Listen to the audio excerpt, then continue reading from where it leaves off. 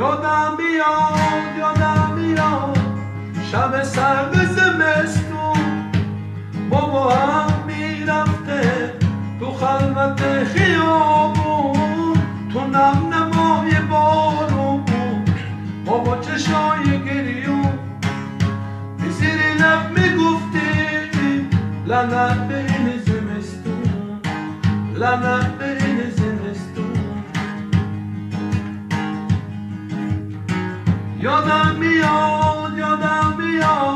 یه روزگاری بابا هم مینوشته تو درختا یادگاری همه درختامو بریدن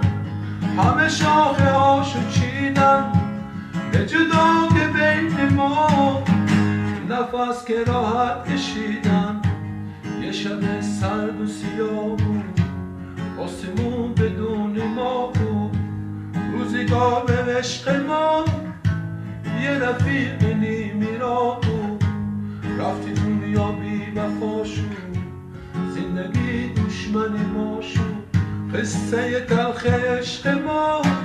قصه عشق عاشقا شد یادم میاد به ناله های شبونه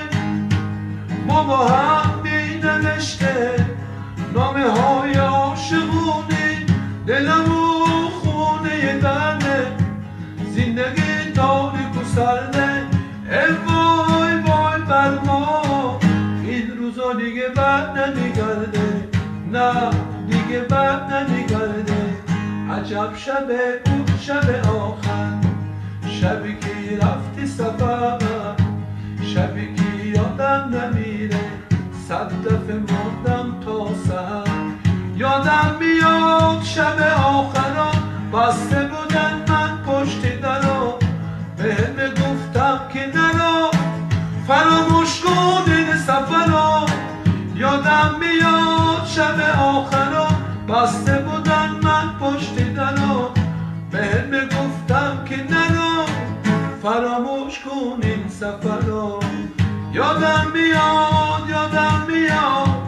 شب سرد زمستون بابا هم میرفته تو خلوت